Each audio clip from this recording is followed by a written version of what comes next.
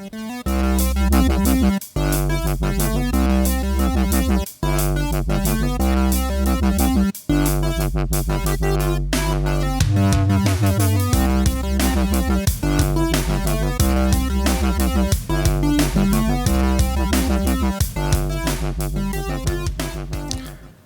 everybody, welcome to another episode of the LitRPG podcast. I'm Ramon Mejia, here to bring you the latest LitRPG news, reviews, and author interviews. This is episode number 269 of the show, and this week I have 5 new reviews for you, including the Winds of Cooper, Caverns and Creatures short story, Initialization, a LitRPG adventure, Master Hunter K Book 1, also The Awakening, a LitRPG adventure, World of Magic. Then it's going to be The Grand Game, book number 1, and the webcomic Great Dr. Lin Ran. So 5 reviews for you folks at home. Before we get into that, we're of course going to go into some LitRPG news.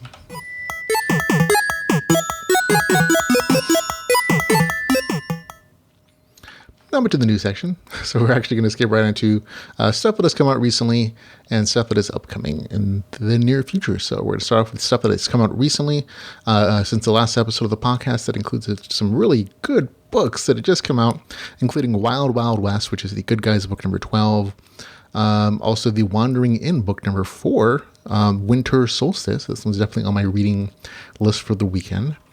Also out is Heroes of the Last Resort, the Other Guys book number 1. The second book in the Adventures of Dan series is finally out. It was supposed to come out, I think, a couple months ago, but it got delayed for some reason. Also out is Heroes and Villains and Isekai Vegas book number 3. And Kevin Anderson's Hexworld book number 2 is out. Also the second book in the Mad series book called They Call Me Matter. Also, there's the third book in the Aussie Mana Apocalypse series, which is an Australian RPG apocalypse story. The Dungeon Crafting book number 6 is out as well. Stormbringer, which is the Nova Terra Titan series, book number 7 is out for you to enjoy. A new book called Frost World is out. Also, Nemesis, Spartan Online. A new kind of... This is from the Nothing But Bones series author. It is I think it's a prequel of it. It's called Undead AI. So if you enjoyed that series, definitely check that out. Into stuff that is new for audiobooks, we also have The Wandering Inn book number 4 out as an audiobook and narrated by the amazing Andrea Parsnow. Also out is the second book in the All Trade series as an audiobook. Ice and Blood Frost World is out as well. The Dungeoneer Weight of It All series book number 2 is out as an audiobook. Derelict book number 3 is out. The Isekai Assassin volume 1 is out. Showdown Underdog book number 6. Nova Terra book number 5 is out. Deliberator. The 4X strategy series Red Might Ember Lane Dragon's Knight, which is the Warlord of the Circle C, out for you to enjoy. That's the 4th book in that series. Beginner Quest Towers and Rifts book number 1. Everybody Loves Large Chess book volume number 6 is out as an audiobook. Questing for Titles, the System Apocalypse short story series, is also out for you to enjoy on audiobook. So all kinds of fun news stories for you to enjoy. Pick up as another ebook or an audiobook. Okay, an upcoming LitRPG. Looks like I'm missing a picture. Oh, there it is. Alpha Physics book number 2 will be out on July the 31st, which is tomorrow as of recording this. Also out is going to be Eden's Gate, book number 7. So this one actually popped up fairly recently. Very short pre-order series, and so Edward Brody is I'm going to say finally, but he's finally putting out the 7th book in the series. VR Hero book number 3 is also going to be out on August the 1st. Another short story from Tao Wong is going to be out on August the 1st called Blue Screens of Death. The 3rd book in the System of the Apocalypse series called Dungeon System will be out on August the 1st. This has actually been a very enjoyable series. The cover art is a little discontinuous, so it's harder to pick these out. I usually recognize it by the particular font on the cover, but for Macnomicon, always been an enjoyable series for me. Out on August the 1st. Salvo's Volume 3 is out on the 1st as well. Bushido Online book number 4 in the series will be out on August the 2nd. The Rogue Dungeon Anthology series will be out on August the 3rd. The 7th book in the Rogue Merchant series will be out on August the 6th. The 8th book in the Discardium series will be out on August the 9th. August the 10th will be Dungeon Heart Halls of Stone. On August the 10th, Defiance book number 2. August the 11th, Alpha LitRPG book number 3. August the 12th, Shattered Kingdoms book number 2. Megas Online book 2 will be out on August the 13th. Another short story from Chao Wang will be out on August the 15th called Questing for Titles. August the 17th, Lust Time will be out. On August the 24th, the Mad Elf book number 1 will be out. August the 24th, Captains and Cannons book number 2. August the 30th, it'll be Legendary Dungeon Seed volume 3. August the 30th, it'll be The Merchant System book number 2. This is actually scheduled to come out at the end of July. Looks like they pushed it back to the end of August, unfortunately. August the 31st, it'll be The Dungeon of Stories book number 2. September the 1st, the 11th book for Tao Wang in the System Apocalypse series, Forbidden Zone. September the 7th, the third book in the He Who Fights a Monster series. On September the 11th, it'll be Bad Guys book number 7. On September the 14th, Epiphany Realms book number 1. September the 14th, the Jeff the Game Master book number series. 2, I should say. September the 17th, it'll be Alpha Rome book number 2. September 27th, The Sleepless Ones Clan Dominance book number 8. September 28th, Underverse book number 6. September the 30th, Cat Dungeon Core book number 2 will be out. And September the 30th, it'll be Underdog book number 7. So that's all the stuff we got to know for the near future, stuff to come out, and new audiobooks. On to our reviews for new releases and reviews.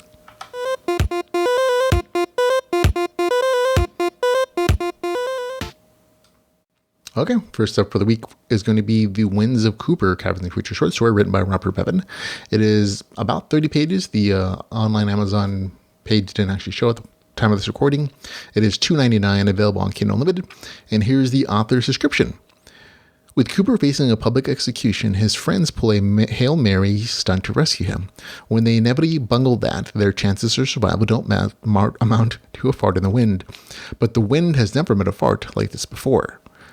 So just from that description, you can tell this is a lot of potty humor here, a lot of cursing, and that's half the fun for the Caverns and Creature series. If you've ever read it from Robert Bevan, the very fun series. It's transported to a game world. A group of gamers are sent there by the DM who just doesn't like putting up with their stuff, and they get trapped there, and they're game characters. So they go through a bunch of great adventures in the main series, and these are just a bunch of short stories. And so review these occasionally. This is, again, super short. I always enjoy them personally, and this one is no different. I think Cooper is one of the most fun characters just because I think his character reflects the roles the best, and that even though he's not a great person in real life, or particularly suave, his character is even worse. He rolled a barbarian, and he dumped everything to strength and constitution, ignoring charisma. So a lot of the stuff that happens to his character is unintentional, but it's because he has a low charisma score, and is often quite gross for a negative score there, which as it should be. So it's a fun character, fun stories, and I like the fact that they start off with him almost getting executed. So I'm like, that is definitely an interesting choice that works to tell an interesting story. So Barbara never disappoints as far as the humor, the interesting dialogue, but again, it is very specific to a certain aspect of humor. You have to tolerate, I guess, poop jokes, cursing, some sexual innuendos a lot, and it is really just like a group of guys goofing around, getting drunk, having these adventures, and so that's what these are. So good for me, but it is a very specific kind of sense of humor. So it gets a score of 7.4 to 10 for me. That's The Winds of Cooper, Caverns and Creature short story, with the score of 7.4 out of 10. Next up, we have Initialization, a LitRPG adventure, Master Hunter K, book number 1, written by From Hell. It is 394 pages, $3.98. It's available on Kindle Unlimited, and here's the author's description. Without so much as a warning, humanity in its entirety was suddenly moved to another dimension. Every person, without exception. But this new world, with all its opportunities and gifts of wondrous abilities, was a stadium, a deadly arena of unimaginable scale, and humanity were to be its latest gladiators. Every man, woman, and child was given a weapon in order to fight. Stuck in this dimension without a way out, only two options existed for the would-be hunters: fight without monsters to complete the many trials ahead, or perish. Faced with hordes of powerful monsters thrown into battle with complete strangers at random, the unfair game of survival began. And from the very beginning, billions of lives were extinguished in mere moments. And even within this abyss of despair was a small ray of hope. If even one person were to complete every raid, then humanity would be redeemed and restored back to its former glory. No save points, no revives, no retries. Everyone had just one life to make their way through the gauntlet of raids prepared to test their mettle. Within this marathon of death, one man becomes aware of an exception to the rules of the game. So there we go. It actually doesn't tell you a ton of information here. This is actually a regressor story. And it's pretty straightforward. It's a regressor serial where the main character is the last surviving human after a series of life and death tests in the future. His reward, he gets sent back to the start of the test with all of his future knowledge. He uses that knowledge to gain an advantage during each of the tests, becomes super overpowered because he knows all the little tricks and equipment pieces and hidden aspects to the tests. And that's the story, essentially, on repeat. Every chapter kind of has that same kind of theme. There's no real character development. He's essentially the same person going in as it ends. There's an emphasis on action. There's a good variety of monsters to fight and some realistic percentage of terrible people in the story that would try to betray their teammates for a leg up in the test. So that's also part of the story. So game mechanic wise, again, pretty straightforward. People survive each test, or chapter as they're called, gaining stats and currency based on how much they contributed to completing the scenario. Hit hidden objectives, you get bonus points in currency and rare items and weapons. After about the third chapter, the third test in the story, the stat gains don't really mean a ton. Essentially, they're there to show, the main character is doing better than the average person, and he's super overpowered, and it shows in all the subsequent fights. But like the actual number there, like, okay, it's a big number. That's all it really means. They don't really have, like, there's no like set number, like, once he hits this particular threshold, there's a huge advantage or something, or like it's described differently. Only within the first couple examples, so like a comparison, like, he was slightly clumsy before he started the test, and he can do amazing things. But again, the other aspects of the progression system do matter. The system is consistent. There are other ways that this shows the main character is getting more powerful, where he's using exploits and future knowledge to gain particular equipment pieces, or to purchase them, or special items in the bazaar, or just, there's knowledge too that there are special aspects to each of these tests that he's taking advantage of and completing. So for extra rewards. So those are more the progression aspects that you see mattering to the story, because it changes the way he fights. It changes the way he's growing as a character and doing combat. Again, most of the story is very action focused. And it's an easy story to pick up and put down, because each one of these chapters is just an almost encapsulated serial story. So it's really self-contained. For me, had a good time with it. I enjoy action though. So if action's not your thing and you want more character progression or world building, this doesn't have a ton yet. It does have a little bit. It's setting up some group stuff for, I think, the next book, to a degree. But for now, it really is just main character goes in. He almost completes each one of these, tests by himself, and it's all in cycle, but it's still entertaining if you like action. So for me, gets a score of 7.7 out of 10. That's Initialization, a LitRPG adventure, Master Hunter K, book number 1, with the score up again 7.7 out of 10, which is really good. And next up is Awakening, a LitRPG GameLit series, World of Magic, written by Levi Werner. It is 371 pages, $4.99. It is available on Kindle Unlimited. Here's the author's description. The future lies within our minds. Paralyzed in a workplace accident, Lox's life is looking bleak. He can't even use the cutting-edge hardware that will allow him to play in full immersion in games that have become so popular. This all changes when he hears from the new Universal Frontiers, the company with the best game out there, World of Magic. They offer him the ability to use their hardware despite his injuries, but at a cost. He can never leave the game. Once in the game world, Lox quickly realizes that there is a lot more to this new realm than just a game. Given a class everyone thinks is useless due to its inherent dangers, Lox begins a long and painful series of trials. Some of them explosive, most all of them dangerous, as he masters his magical abilities. As Lox explores the depths of his world's magic system, he soon discovers there's a lot more going on here than anyone ever expected. Okay, this is a mix of dungeon diving and lots of magical theory, and I mean lots of it. The main character is uploaded to an RPG fantasy MMO world. He gets the class magical engineer because he was an engineer on Earth.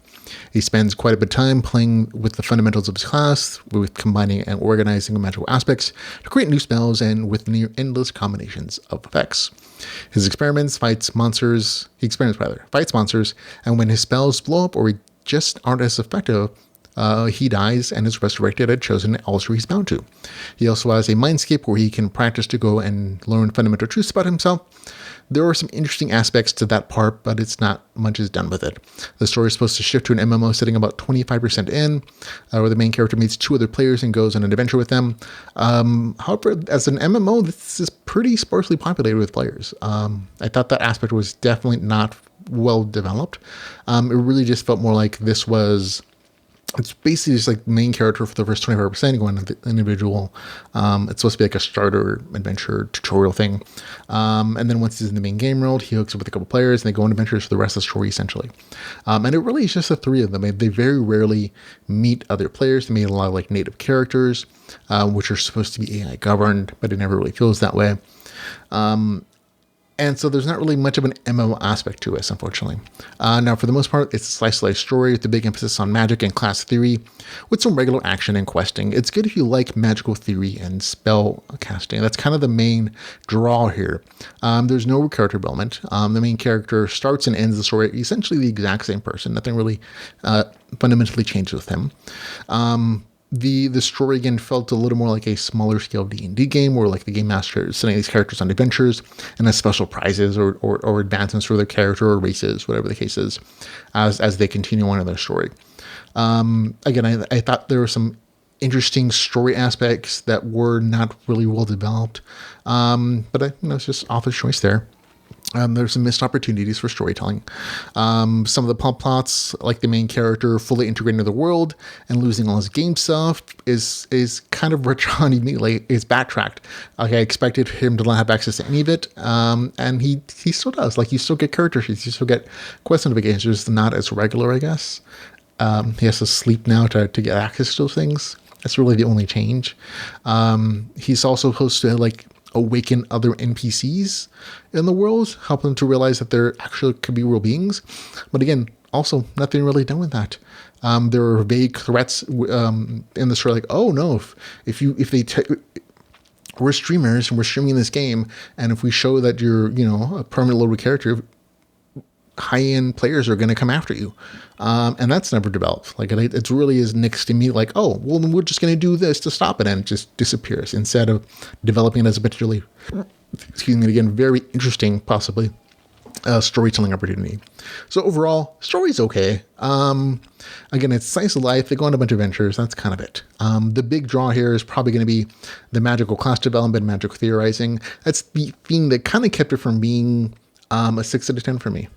It was very close on that edge, like 7. Is it a 6.8, 6.9, or a 7.1? And for me, the magical class, magical theorizing and class development stuff was interesting enough on its own that it kind of pushed it over to the entertaining side of things. Otherwise, the story itself was like, oh, okay, that's doesn't quite work right. But overall, again, it kind of just hits the side of good. That's a 7.1 score out of 10 for me. That's Awakening, A World of Magic, with a score of 7.1 out of 10.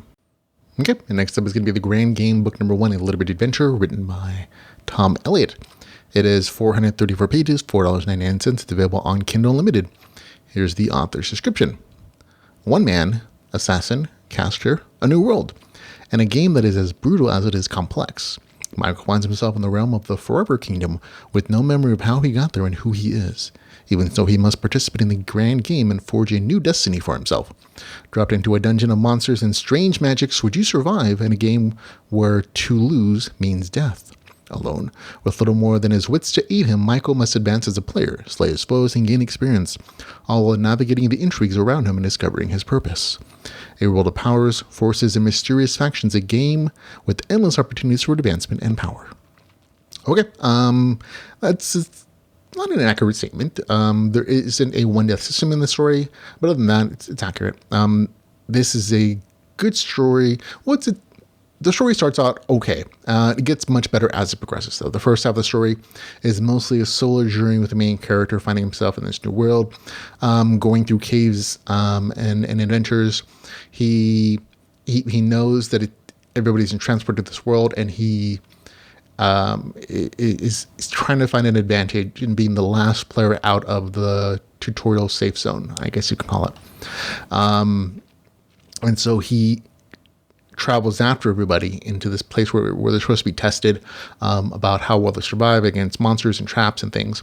And so that's really the first half of him making a conscious choice to be last for a supposed advantage. And we're seeing how he uses that in addition to not choosing like a great combat option or a magic caster. Instead, he chooses stealth as a class, and seeing how he uses that to his advantage there.